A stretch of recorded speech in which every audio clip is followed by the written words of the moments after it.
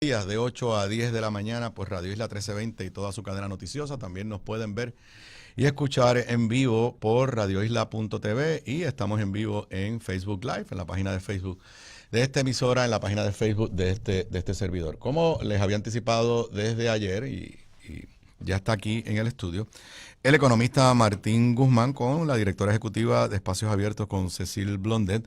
Muy buenos días a ambos. Muy buen día. Buenos días. Martín, los que han estado siguiendo los temas de promesa, ya yo no sé cuántas veces ha estado en Puerto Rico en los últimos 2 años y en este programa ya ha estado en varias ocasiones y es un reconocido economista y ha emitido varios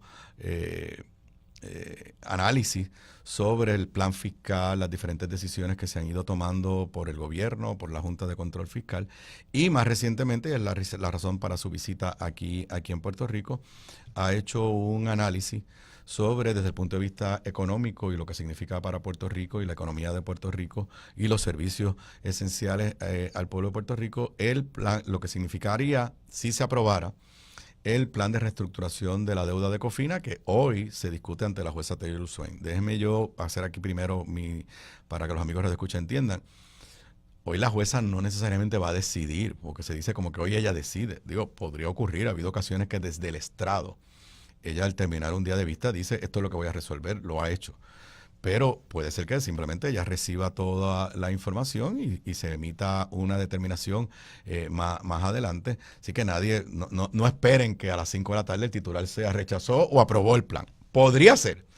Lo que sí tendremos van a ser los análisis post a base de las preguntas que ella haga y lo que salga a discusión pública. Con esa aclaración, Martín, yo he leído todo lo que se ha publicado en los medios en tu análisis de este acuerdo de Cofina, pero obviamente quisiera que tenga la oportunidad de explicárselo a los amigos Radio Escucha. Y Cecil, tú siéntate en libertad cuando quieras de aclarar cualquier punto. Bueno, buen día nuevamente. A ver, este acuerdo es una pieza muy importante de todo el proceso de reestructuración.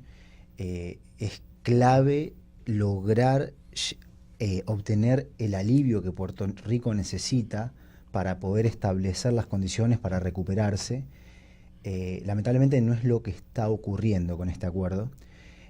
Básicamente el gran problema del acuerdo es que la carga de deuda que deja es tan grande que solo funcionaría si se quitan completamente todas las otras deudas que Puerto Rico tiene. O sea, quizás también para que los amigos Radio Escucha entiendan, siempre se hablaba de los 70,000 millones de deuda. Hay una porción de esos 70,000 que no está en controversia. Ahora hay dos grandes deudas que presionan a el bolsillo del puertorriqueño porque se pagan con las contribuciones, diferentes tipos de contribuciones, que son las del gobierno central, lo que le llaman los GOs, los General Obligations, y la deuda de Cofina. Y la deuda de Cofina, estoy aquí de memoria, no me citen al detalle, pero son cerca de 17,000 millones. La deuda del gobierno central son cerca de 13,000. Así que ahí tú tienes un porciento altísimo de esos 70,000 millones, pero toda esa se paga de contribuciones. El IVU, contribución sobre ingresos, todo lo que nosotros pagamos al gobierno central. Y lo que entiendo que tú estás diciendo, Martín, es que si ese acuerdo se aprueba como está, en teoría, de la única forma que podría subsistir el gobierno de Puerto Rico y la economía es que a las demás deudas se le pague cero, lo cual también sabemos que no es real en términos de hacia dónde nos dirigiríamos. Es correcto, es así. O sea, lo que ha venido ocurriendo ya por más de una década en Puerto Rico es que la carga de deuda tan grande ha venido asfixiando la economía, ha estado forzando políticas de austeridad que han sido contractivas en un contexto en el cual el sector privado se empezaba a contraer, a eso se le sumó el sector público haciendo lo mismo. Ya vemos a dónde ha llegado eso.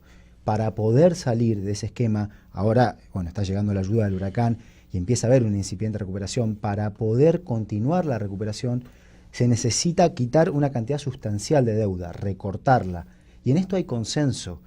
Y es notable que hay consenso a un grado en el cual casi que no se da en otros temas en economía. Economistas que en muchos temas no se ponen de acuerdo, en este tema sí se ponen de acuerdo.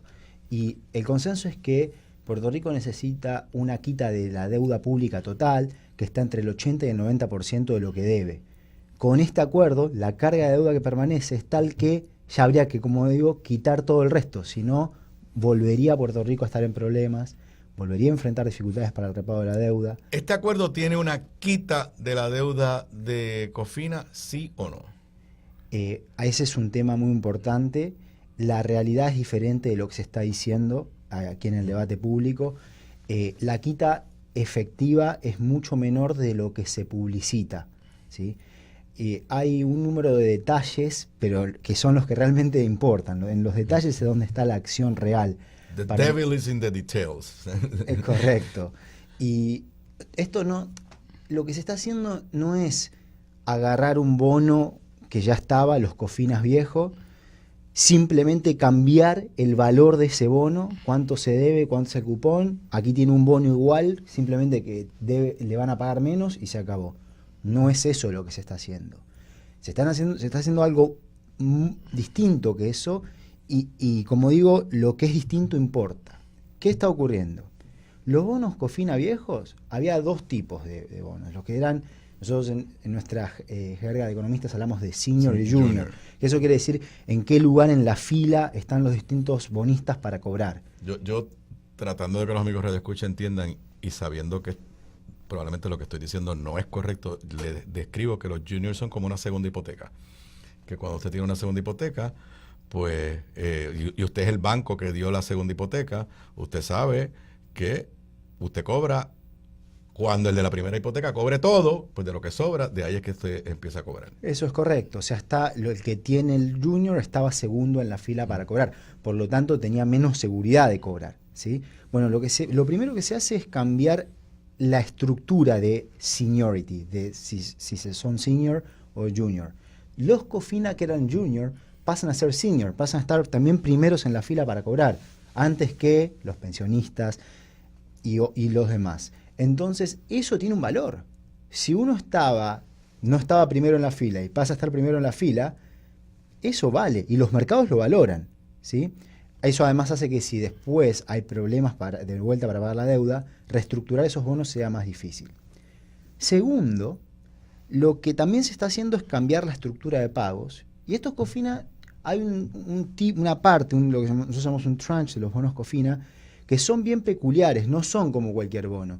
Son unos bonos que llaman bonos de apreciación de capital, que lo que va ocurriendo es que no pagan cupón, pero eso se va sumando al capital. Entonces los pagos van creciendo en el tiempo. Cuanto más tarde en vencer ese bono, más pagos va acumulando. Bueno, se ha cambiado la estructura de pagos, se ha pateado hacia adelante, por lo tanto van a devengar... Pero yo había leído que los bonos originales de Cofina, no sé si en los junior y los senior o en ambos, esa estructura ya estaba. Claro, lo que se pasa hace... que ahora es peor. Y se le cambia, se le da más tiempo al vencimiento. Entonces tiene más tiempo para acumular capital a una tasa mayor.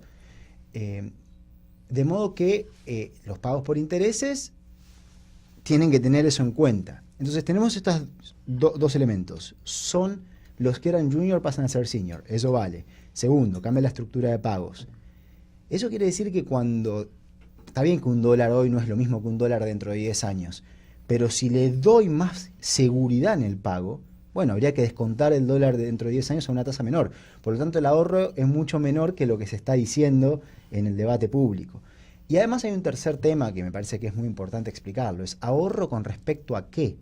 No nos olvidemos que estos bonos habían bajado mucho de precio. Ya el mercado había hecho parte del trabajo importante de descontar lo que valían, ¿sí? Luego del huracán, por ejemplo, el bono Cofina Senior llegó a valer 35 centavos sobre el dólar. Entonces, en ese momento, si se hacía una reestructuración, y las perspectivas eran diferentes, porque la expectativa de quien tenía ese bono, de acuerdo a lo que valía en el mercado, no era obtener el 100%, era obtener el 35%. Sí. Bueno, ¿qué ha pasado durante el último año? Y los precios han subido mucho. ¿Y por qué han subido mucho esos precios? Porque lo que es el trasfondo de las negociaciones políticas entre la Junta, el gobierno y los bonistas ha conducido a la expectativa de que el impacto que va a tener sobre la ayuda federal, sobre la actividad económica y por lo tanto sobre la recuperación de los ingresos fiscales, se va a ir transfiriendo a los bonistas. Esa es la expectativa. Si nosotros vamos viendo la serie de precios en el tiempo, lo que vemos es que cada vez que había un aumento de lo que se esperaba que se transfiera desde el gobierno federal a Puerto Rico, subían los precios. Como si el mercado estuviese anticipando que eso no se lo van a quedar los puertorriqueños. O sea que cuando, y voy a decir algo yo y no tienes que validarlo, pero que cuando nosotros nos sentimos ofendidos porque Trump dijo quieren usar los chavos de la recuperación del huracán para pagarle a los bonistas, aunque técnicamente y jurídicamente eso no era correcto, eso sí era lo que el mercado estaba más o menos entendiendo. De una forma indirecta. Obviamente. Por eso ese es el tema, sí, es correcto. De una forma indirecta es correcto. No es que el fondo directamente sí, o sea, no es que pasa... por eso, no es que se iba a coger el cheque que llegaba del gobierno de Estados Unidos y se le iba a endosar y se le iba a pasar a los bonistas, pero el mercado, por las acciones del gobierno de Puerto Rico y de la Junta y de cómo se han ido comportando, el mercado entendía que esa inyección de fondos federales iba a significar que se le iba a pagar más a los tenedores de bonos. Ha sido así. Y entonces veamos lo que significa esto. Supongamos que tomemos, no sé, enero del 2018. Gente en Puerto Rico que tenía bonos, que estaba ahogada por los efectos devastadores del huracán, necesitaba liquidez y vendió esos bonos, digamos a 40 centavos. Tomemos el caso de un hedge fund en Nueva York, como Aurelius o Elliott, que además son fondos buitres, que compraron esa deuda, digamos, a 40 centavos y gastaron, por decir un ejemplo, $100 millones. No es tanto para esos fondos, ¿sí? ¿Cuánto tienen hoy? El doble, porque esos bonos están a 80 centavos. O sea que a esa gente no es que esté infeliz, está muy feliz. El acuerdo al que llega la Junta refrenda una ganancia, confirma una ganancia muy grande para esos fondos, ¿sí? Compraron a 40 centavos, gastaron $100 millones ese precio, hoy tienen $200 millones, ganaron 100 millones. ¿Quién paga eso? Bueno, lo que termina ocurriendo es que hay una transferencia de fondos desde la gente de Puerto Rico que vendió bonos y desde quienes pagan impuestos en Puerto Rico hacia esos fondos que compraron cuando estaba muy barato, cuando no había expectativa de que el repago fuese tan alto. Martín, yo te voy a hacer una pregunta que puede ser un poco, es hipotética y es hasta difícil de contestar, pero vamos a presumir la buena fe. O sea, vamos a presumir la buena fe de parte de la Junta y la buena fe de parte del gobierno de Puerto Rico.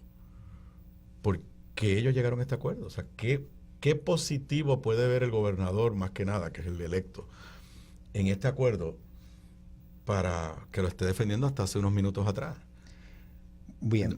Bueno, es hipotético, o sea, porque ellos han repetido lo siguiente, y yo creo que hay un elemento que sí es cierto. A corto plazo, el cash flow del gobierno de Puerto Rico aumenta porque hay unos dineros que antes iban a Cofina que van a entrar al Fondo General. ¿Eso es correcto? Bueno, a ver, digamos, no, más allá de las cuestiones estratégicas, lo que puedo responder como economista es que en dónde está la parte positiva. Sí, por eso solo... y es cierto que hay fondos que en vez de estar frisados, se liberan. Pero el tema es que la ganancia es muy de corto plazo, es muy menor en comparación a lo que Puerto Rico necesita y el costo es alto y el riesgo que esto impone es muy alto, porque lo que puede ocurrir es que esto termine en una reestructuración fallida. Digámoslo claro, si a los otros bonos se les llega a dar el mismo trato, no hay forma de pagar. No hay forma de pagar. Entonces, ¿qué pasaría ahí? Y volvería Puerto Rico a estar asfixiado por la deuda, volverían a tener que empujarse políticas públicas que llevarían nuevamente una contracción, no le permitirían a esta recuperación que sea prolongada, y es la misma historia de una dinámica de crisis de deuda desestabilizante, donde cae la actividad, donde la gente tiene menos oportunidades y más gente decide irse. Entonces, el riesgo para quedarse con ese beneficio de corto plazo de poder usar ciertos fondos que están frisados, se está pagando un costo muy alto. Ahora, si la Junta está pensando y tiene esto resuelto de no pagarle más nada más nadie, ahí, bueno... A eso vamos ya mismo, porque quisiera tu comentario con la acción que tomó la Junta hace 2 días, pero esta quizás es una pregunta más para Cecil, a nombre de Espacios Abiertos. ¿Por qué ustedes no comparecieron formalmente a objetar el acuerdo de Cofina? Como por ejemplo, hoy Lautier está allí, profesor Lautier, con un estudio del economista Alameda. Y yo entiendo, puedo estar equivocado y eso se lo podremos preguntar al juez Carlos luego de las 9, que cualquiera podía presentar un escrito. Claro, la juez podría decir, usted no tiene standing, usted no tiene capacidad, usted no lo voy a dejar comparecer. Pero ahí están compareciendo cooperativas, está compareciendo un sindicato, Prosolutier, están compareciendo bonistas individuales. ¿Por qué Espacios Abiertos no? Yo sé que enviaron cartas, pero es diferente a comparecer formalmente y obligar a la jueza a leer para el récord el análisis que hizo Martín. Nosotros hemos tratado por todos los medios y uno tiene que ver cuál es el standing que tendría, la legitimidad que tendríamos nosotros como organización, como ciudadanos para participar. Nosotros consideramos lo de presentar un amicus con el análisis que hizo Martín, que se publicó el año pasado, pero también vimos durante el año cuál había sido el trato que se le había dado, por ejemplo, a la Comisión de Derechos Civiles, etcétera, cuando trataban de presentar escritos como ese. Así que uno tenía que ser parte casi indispensable del pleito para poder tener ese espacio. Nosotros sí escribimos correspondencia que está en el docket como correspondencia, pero la correspondencia no necesariamente se incluye como... Sí, yo lo sé. Sí, lamentablemente.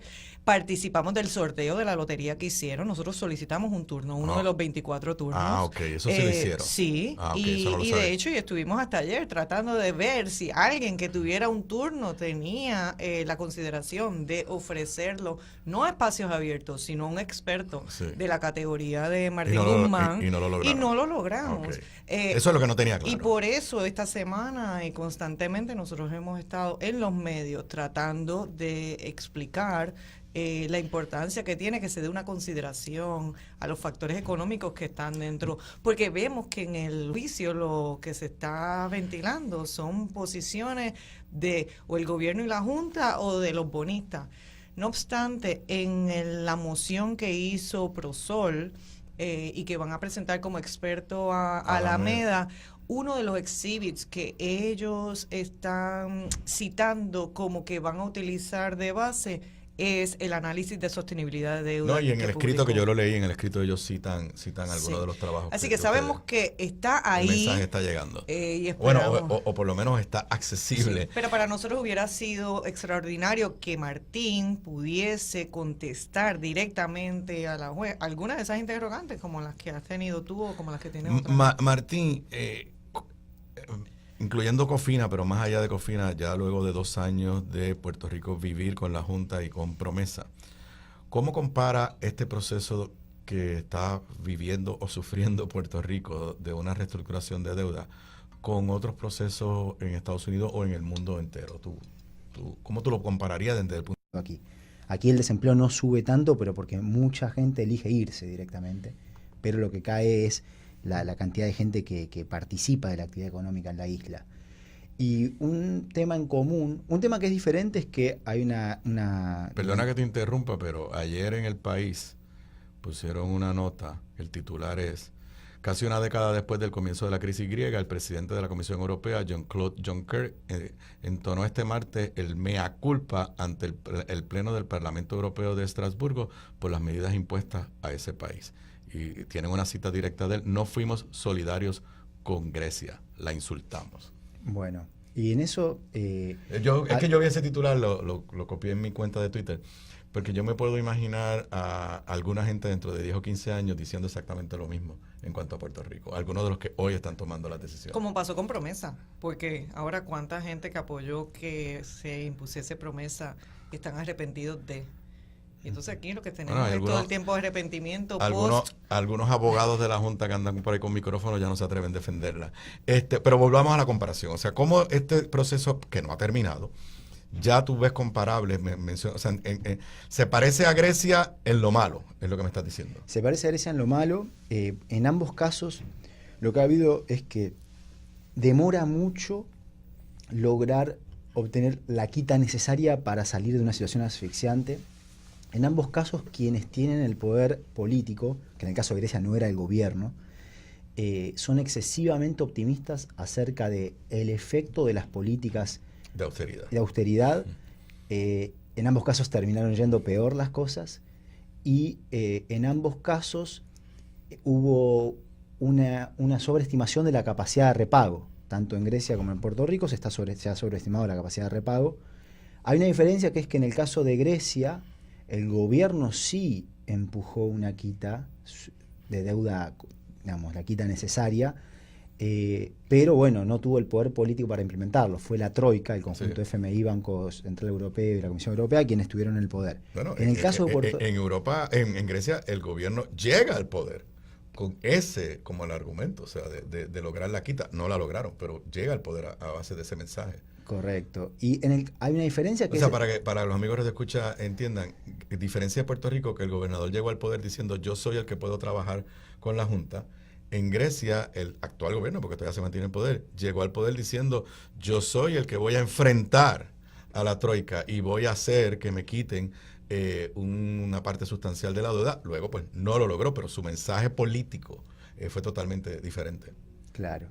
El resultado, en cualquier caso, ha sido similar, pero hay una diferencia en términos de la cuestión de la solidaridad. En el caso de Grecia, como el mea culpa indica, no ha existido esa solidaridad. En el caso de Puerto Rico, en cambio, los fondos de ayuda federal son sustanciales. El tema es que, como decíamos antes, en estas negociaciones entre la Junta, el gobierno y los bonistas, lo que termina ocurriendo es que no se usa bien no se canaliza el impacto positivo que tienen esos fondos para el desarrollo de Puerto Rico. Como digo, excepto que venga mañana la Junta y diga no le voy a pagar a más nadie. Anulamos todas las otras deudas, en cuyo caso habría que volver aquí y decir nos sacamos el sombrero ante la Junta. Y esos 6.000 millones que la Junta ahora está impugnando de bonos de yields, que es básicamente casi el 50% de la deuda, ¿tú no lo ves como una movida de la Junta, aunque sea parcial, por esa ruta? Bueno, ahí, digamos, sería especular, no conozco... Es un argumento constitucional, no exacto, económico. Yo no te voy a meter acá, yo no te voy a meter a que... Pero vamos a ponerlo de la siguiente forma. ¿Cómo cambia el escenario si la jueza decide, estoy de acuerdo con la Junta y con el Comité de Acreedores No Asegurados, y esos 6.000 millones no hay que pagar nada porque fueron emitidos de forma inconstitucional? Bueno, eso ayuda, pero aún se está muy lejos de lograr lo que se necesita lograr. Recordemos que los análisis dicen que entre el 80 y el 90% del stock de 72.200 millones tiene que ser recortado. Entonces, lo que eso quiere decir es que hay que recortar entre 58.000 y 65.000 millones. 6.000 ayudan, pero todavía se está muy lejos de eso.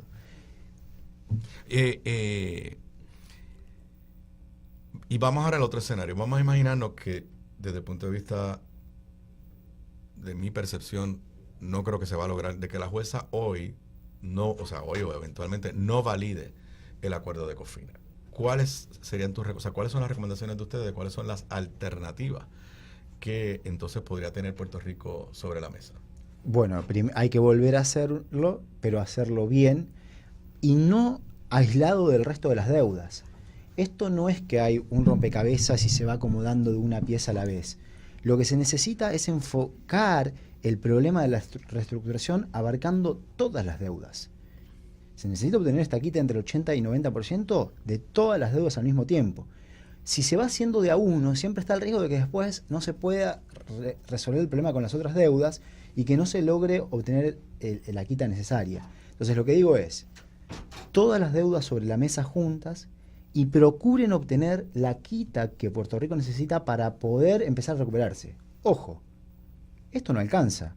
El problema no muere en la reestructuración de la deuda. El problema recién empieza allí. Porque hay algo que es fundamental, que es que la estructura económica productiva de Puerto Rico ha fracasado.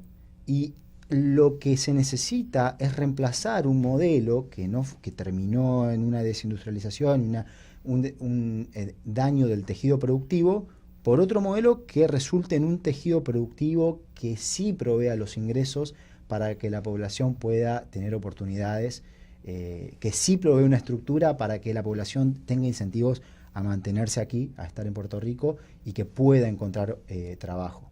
Y ya que tú estás inmerso en estudiar la situación de Puerto Rico, ¿alguna recomendación de por dónde debería ir ese modelo, que siempre hablábamos de un nuevo modelo económico, pero nadie lo produce?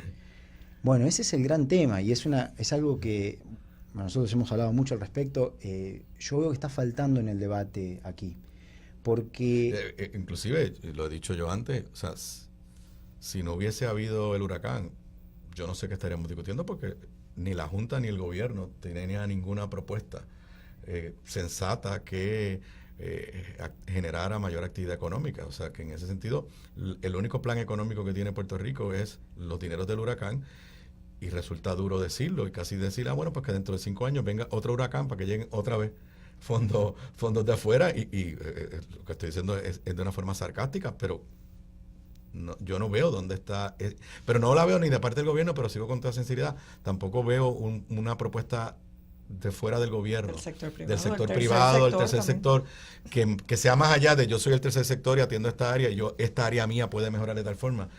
No sé si ustedes ya en espacios abiertos, o sea, le están dando pensamiento a producir algo que el país pueda utilizar. Bueno, yo justamente también observo una ausencia de ese debate y de esa cuestión en lo que es todo el debate aquí a nivel social. Y la pregunta es, ¿cuáles son las políticas públicas que podrían generar una estructura productiva que genere trabajo, que genere aumentos de la productividad? Y cuando uno ve lo que se está haciendo en Puerto Rico, la realidad es que preocupa, porque ¿qué pasa? Las estructuras, los modos de producción en el mundo están cambiando muy rápidamente, ya han cambiado fuertemente desde lo que son 2 o 3 décadas anteriores. Esta es la era del conocimiento, ¿sí? Es la era de la economía digital. Vemos que a los países que les va bien aumentan mucho el gasto en educación y el gasto en ciencia en relación a su producto. Lo que se necesita es crear sociedades con capacidad de aprendizaje. Como digo, el conocimiento en el centro... Aumenta el gasto, porque aquí se ha puesto ahora, todos los grandes pensadores me están aquí mandando a callar, no porque estoy aumentando el tiempo, no el gasto, pero escucharon, aumenta el gasto, sí, hay gastos. Sí, la inversión en nuestra universidad, en el conocimiento. O sea, y aquí vamos por la ruta totalmente diferente, porque lo que hemos hecho es disminuir dramáticamente la inversión en educación. Martino, tenemos que ir a la pausa. Yo no sé si tienes tiempo que darte un rato más. Si no tienes tiempo, pues te agradezco la participación. Se supone que a las 9 o cuando volvamos de la pausa tengamos en la línea telefónica a el juez, al ex juez de quiebra, Gerardo Carlos. Muchas gracias. Y vuelvo, repito, no sé si te puedes quedar un tiempo más. Son las 9 de la mañana, me pasé del tiempo. Regreso luego de la pausa. Quédate en sintonía, que aún le queda más por decir.